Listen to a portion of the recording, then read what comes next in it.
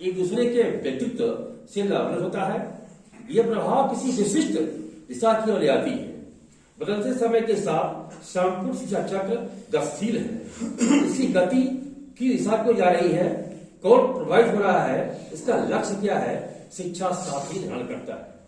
मेरे भाइयों, शिक्षा शास्त्र हार्ट है, सारे सब्जेक्ट का ये हार्ट है, ब्रेन है। इसके बिना हम शिक्षा कार्य नहीं कर सकते। यही करता है सिस्टम में, यही करता है मापन में कि कैसे हम पढ़ाते हैं, उसे क्या प्रक्रिया है, हेतु का प्रयोजन, शिक्षण के सिद्धांत क्या है। प्रत्येक अध्यापक की हार्दिक इच्छा होती है कि उसका शिक्षण प्रभावपूर्ण हो। अध्यापक कई बातों को जानकर उन्हें व्यवहार में लाता है। पाठ्यक्रम का आरंभ कहां से किया जाए, किस प्रकार किया जाए, छात्र इसमें रुचि ले, अर्जित ज्ञान को बालक के लिए उपयोगी बनाए। शिक्षार्थियों के लिए अध्यापकों ने एक आवश्यक बातों पर ध्यान दिया है। वो बातें इस प्रकार। फर्स्ट, क्रिया द्वारा सीखने का सिद्धांत। क्रिया क्या है? एक्टिविटीज। बालक स्वभावतः क्रियाशील होता है। कोई भी बालक निष्क्रिय नहीं होता। कितना बच्चा कमजोर होगा, लेकिन वो डूइंग लर्निंग। बालक स्वभावतः क्रियाशील होता है, निष्क्रिय बैठ नहीं सकता। अपने हाथ पांव चलाता है, अपनी जो इंद्रियां हैं चलाता रहता है, स्वयं करके सीखता है। Doing by learning it. स्वयं करने की प्रक्रिया बालक सीखता है। इस प्रकार से प्राप्त किया हुआ ज्ञान, अनुभव व्यक्तित्व का अस्थायी अनुभव कराता है। अतः अध्यापक इस प्रकार होना चाहिए कि जिसमें बालक को स्वयं करने की कला सीख सके। हम जो पढ़ाते हैं, मान लो टॉपिक दिया डायरेक्ट इंडायरेक्ट, बच्चा बहुत ध्यान से देखता है। मैं एग्जाम्पल देता हूं, टॉपिक क्या है। Ram said to me, comma double comma, who are you. अब बच्चे को सिखाते हैं, बेटा जब भी क्वेश्चन वर्ड होगा तो सेट टू बदलेगा आस्क में। तो बच्चे दिमाग में आता है कि सर बोलते हैं सेट टू बदलेगा आस्क में, अतः यहाँ आस्क आएगा। तो Ram said to me who are you, Ram ask me who are you. आई कहां से आ गया? मी बदला, वहां आई का आ गया। आवाज कहां से आ गया? Present change to past. इसके बाद क्या है? जीवन से संबद्धता का सिद्धांत। अपने जीवन से संबंधित वस्तुओं का ज्ञान प्राप्त करना बालक की स्वाभाविक रुचि होती है। अतः पाठ्यक्रम में जीवन से संबंधित वह बात हम उसमें बच्चों को सिखाएं, ताकि बच्चे को मालूम हो कि लाइफ क्या है, व्हाट इज लाइफ। जीवन में हमें सुबह जब उठते हैं तब क्या करते हैं? हाथ देखते हैं। तो है संस्कृत में है कलाग्रे उसके रश्मि। इसके बाद क्या करते हैं? हाथ को बोलते हैं, लगाते हैं। बच्चा सीखता है इससे। इसके बाद जब उठते हैं तो हम पांव को सारी धरती माँ को टच करके लगाते हैं, तब अंतर क्रिया को हम करते रहते हैं। फिर आगे बढ़ते हैं हम हेतु प्रयोजन। हेतु क्या है? आशय क्या है? उसका महत्व क्या है? इस सिलसिले में पढ़ा रहे हैं, उसका टॉपिक क्या है? जब बालक को पाठ के हेतु उद्देश्य की पूर्ति ज्ञात हो जाता है तो बालक उसमें लेता है रुचि। केवल पाठ का उद्देश्य जान लेना अज्ञात नहीं है। बालकों की रुचि के प्रेरणा देने वाला उनका पूरा ध्यान पाठ को सीखने होता है। चुनाव का सिद्धांत।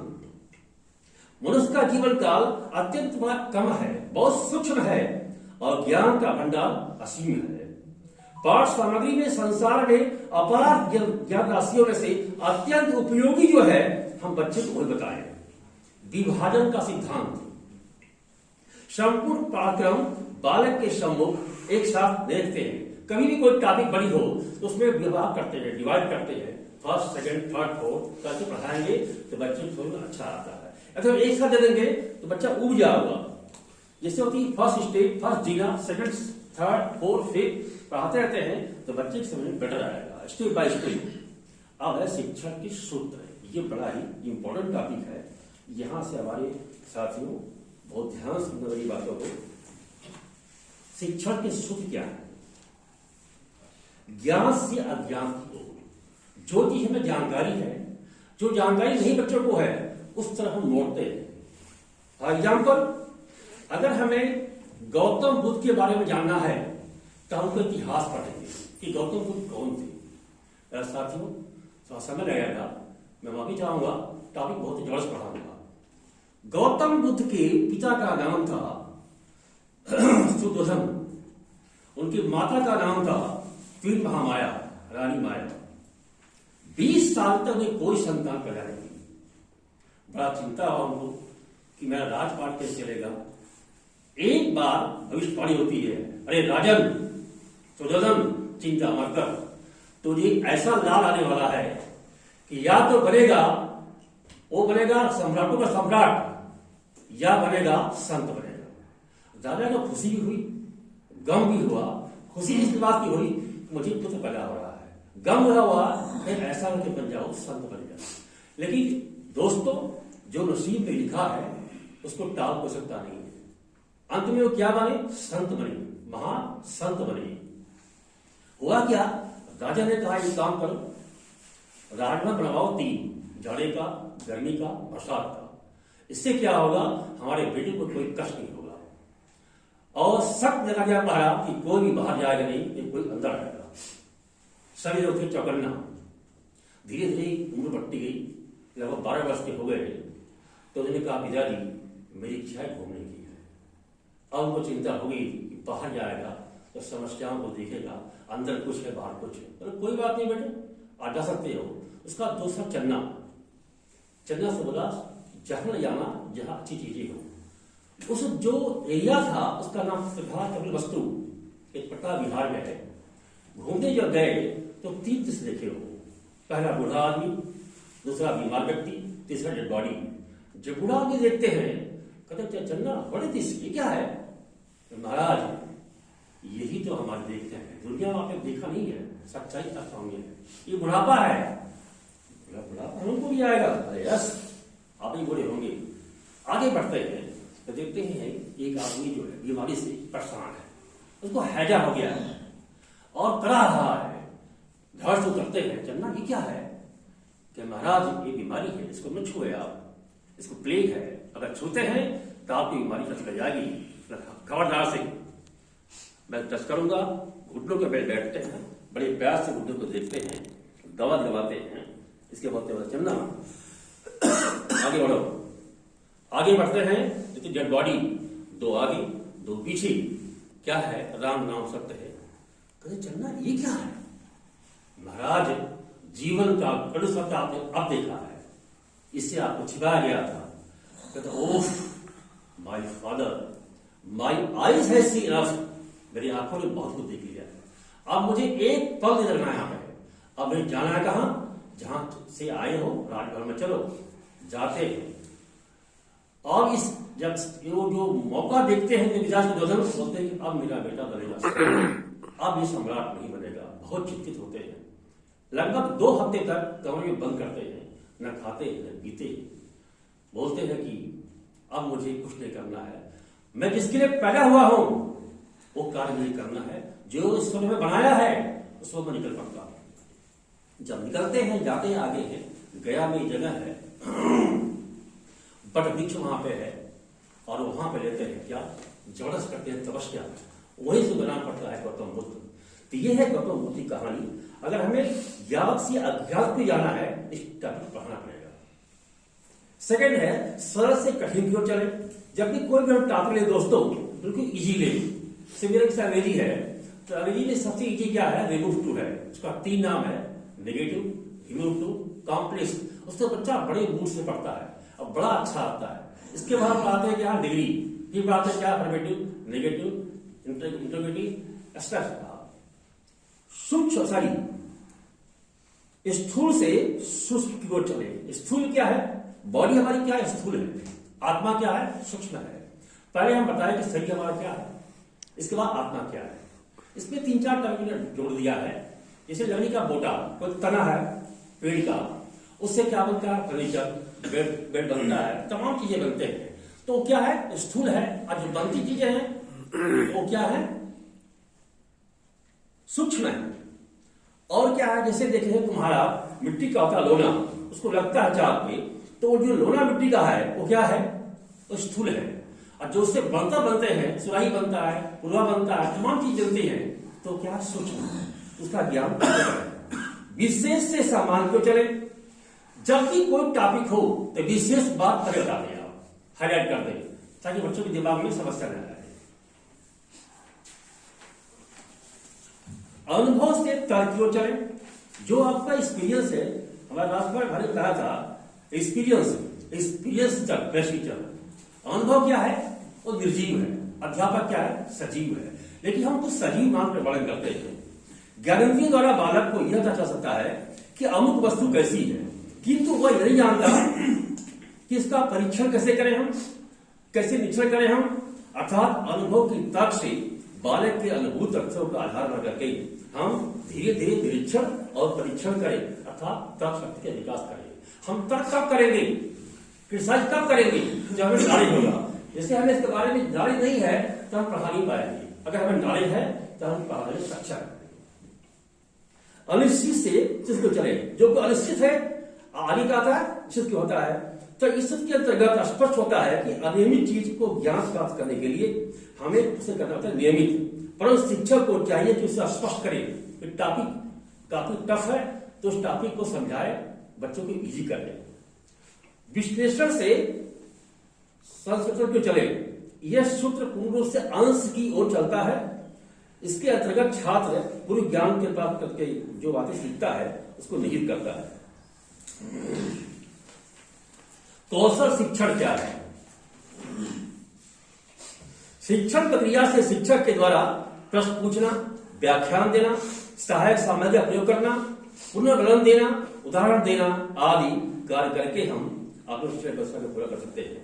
अर्थात शिक्षक द्वारा शिक्षण कार्य करते समय शिक्षण को प्रभावपूर्ण, रुचिकर, उद्देश्यपूर्ण बनाने के लिए कुछ भी किया जाता है, उसे कौशल शिक्षण कहते हैं। परिभाषा प्रस्तावना कौशल। जब भी हम कोई टॉपिक लेते हैं या प्रोडक्शन टॉपिक देते हैं, स्किल, किसी भी टॉपिक को पढ़ाने के लिए पहले प्रस्तावना बनाना चाहिए।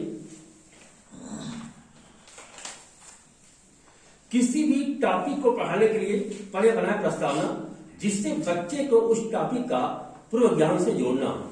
प्रस्तावना कौशल में आप किसी टॉपिक को किसी कहानी के माध्यम से जोड़ सकते हैं, प्रश्न पूछ सकते हैं। दृश्य या श्रव्य, दृश्य क्या है? हम देख सकते हैं। श्रव्य क्या है? सुनना होता है, या बोल के करें या ऑडियो विजुअल। कक्षा का प्रबंधन, सबसे पहले हम क्लास को कंट्रोल करें। जैसे हम बैठे हैं ना, ऐसे क्लास कंट्रोल करें। अगर बच्चा एक बेंच पर बैठा, सिंगल बैठा है, न तो ऐसे बात करेगा, अपने टॉपिक पे ध्यान देगा। ये बच्चे एक बार 2-3 बैठे हुए हैं तो पक्का बात करेंगे। जिस स्ट्रक्चर में हम बैठे हुए भाइयों, जैसे चलते क्लास पढ़ाते, और उन बच्चों का क्रियाकलाप, हाव भाव आप अपने से खींचे, उसका बनाए, उसको इंटरेस्टिंग बनाए पाठ को। कक्षा कक्ष प्रबंधन का कौशल, कक्षा कक्ष में छात्रों का बैठने के तरीके यही होना चाहिए। कक्षा में छात्रों का अनुशासन, छात्रों की शिक्षा प्रक्रिया रुचि बनाए रखने के लिए प्रबंधन, कक्षा कक्ष प्रबंधन कौशल कहते हैं। शामपट कौशल, मेरे भाइयों सबसे इंपॉर्टेंट टॉपिक क्या है? हम पढ़ाते हैं क्लास में, मैं पढ़ाता हूं सीधे टॉपिक पढ़ा गए नहीं, सबसे पहले यहाँ हम ठीक, इसके बाद क्लास, इसके बाद सब्जेक्ट, इसके बाद पीरियड, इसके बाद जो हमारा टॉपिक है उस पर आए, इसके बाद फोकस करें कि हमारा टॉपिक क्या है। इससे क्या है? बच्चा सीखेगा। शामपट पर जो भी लिखना है वो स्वच्छ लिखे, लाइन बिल्कुल सीधी होनी चाहिए। अक्षरों का आकार कक्षा के अनुसार हो। बड़ी क्लास है बड़ा लिखे, छोटी क्लास है मीडियम लिखे। चित्र द्वारा अलग अलग करके रंगों का चार्ट का प्रयोग करें। हमारे पास जब भी हम कोई बनाए चित्र, मैं बनाए या कुछ चित्र बनाए या हमें बनाना पेड़ बनाना है, तो हमारे पास 4-2-3 कलर होनी चाहिए। कलर होना चाहिए, व्हाइट होना चाहिए, येलो होना चाहिए, उससे अट्रैक्शन बढ़ेगा। शामपट करते समय रेखाएं बिल्कुल सीधी होनी चाहिए, स्ट्रेट होनी चाहिए।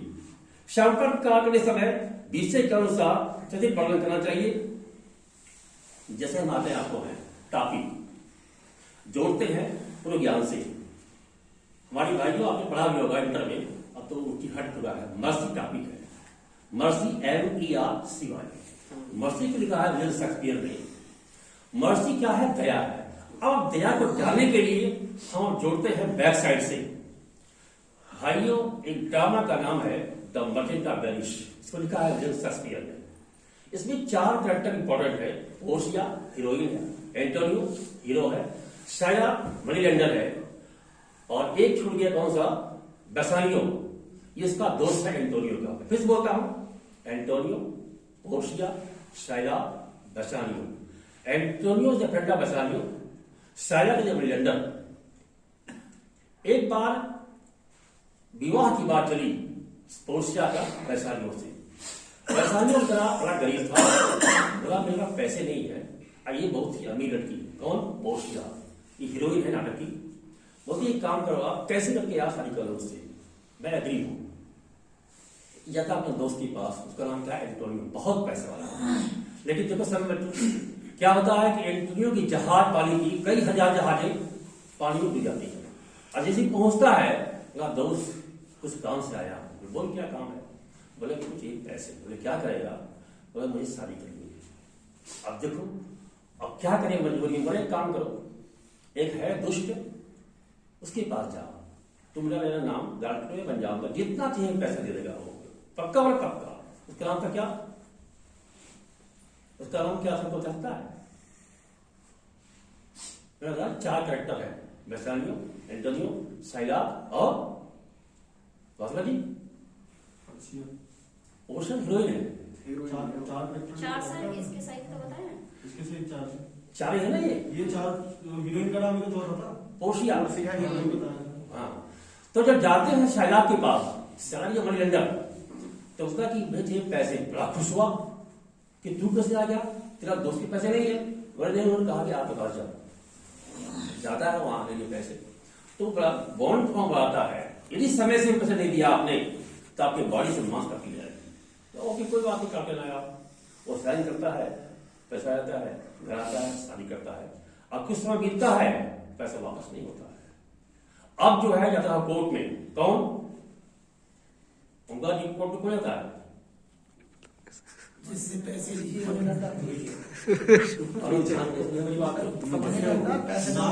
अंग्रेजी में है ना जी, बेसानियो ज्यादा है। साहब जब मैं पैसा लिया मुझसे, और बॉन्ड के अनुसार इनके बॉडी से मांस में काटूंगा। जज पड़ता है, सब जज नहीं था, ड्यूक था, ड्यूक, सामंत बोलते थे। बोले ओके, अब बॉडी से मांस काट सकते हो, क्योंकि आपने साइन करा है, ये एग्री किए हैं। पोस्ट जाए, वकील है, उचित रूप में आती है। पर सर इनका दया कीजिएगा, ये इंसानियत नहीं है। जितना पैसा दिए हैं उनका डर चाहिए लीजिए आप, लेकिन बॉडी से मांस मत काटिए।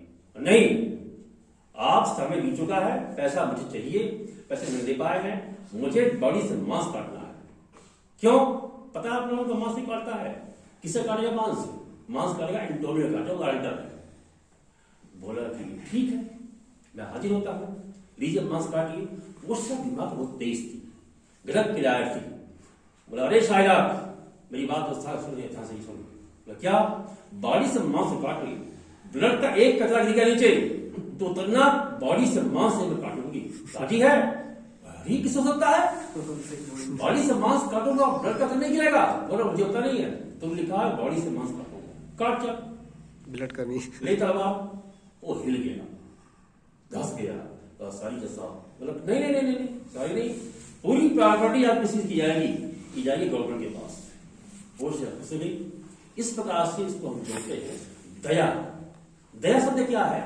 ये हृदय में स्वतः पैदा होती है, ये आकाशीय वर्षा के समान पृथ्वी पर आती है। और क्या है, अगर दया में न्याय मिल जाए तो न्याय सिद्ध होता है। टॉपिक चेंज करना बहुत लंबा है।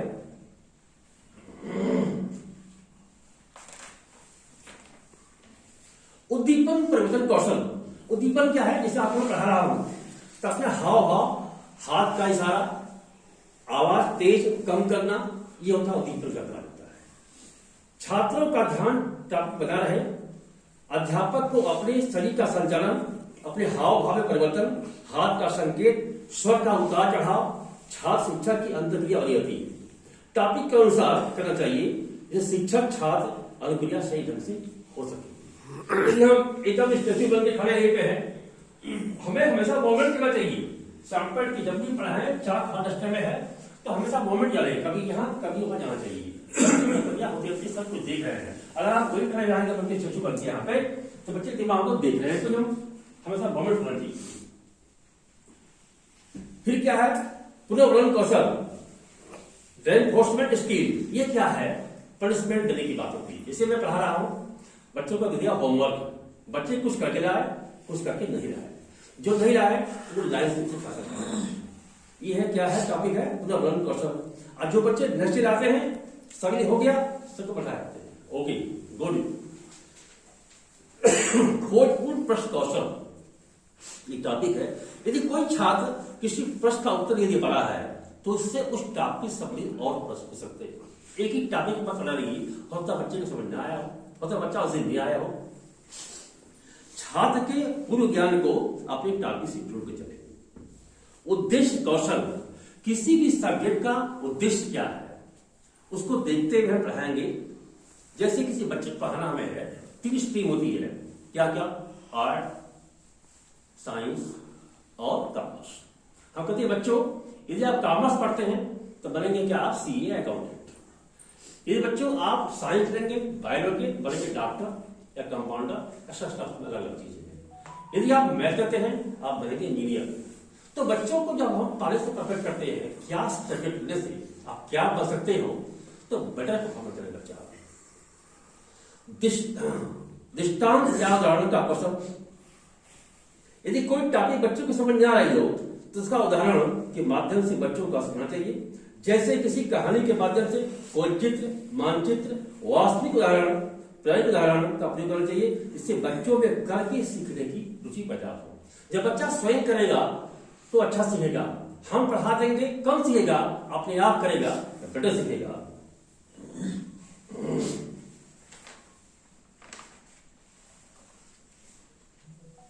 इस प्रकार मेरे भाइयों टॉपिक में बहुत दिल लपेटा हूं और समय के अनुसार मैं पूरा कर लिया। टॉपिक 2-3 चीज और था लेकिन छोड़िए, मैं अपने प्रधानाचार्य का वंदन करता हूं और आनंद करता हूं कि मुझे आपने ऐसी टॉपिक दिया जो कि सबका सार है, सबका निचोड़ है। अब मैं अपने छोटे भाई भास्कर जी का हार्दिक दिलों से आनंद करता हूं। उन्होंने मेरे साइड टॉपिक को तैयार करवाया और सारा प्रिंट आउट निकाला। बड़ा भाई साहब ये ठीक है, मैं बड़ा प्रभावित हुआ। छंदा तो नहीं था टॉपिक को, लेकिन भाई साहब का बहुत बड़ा योगदान है। धन्यवाद।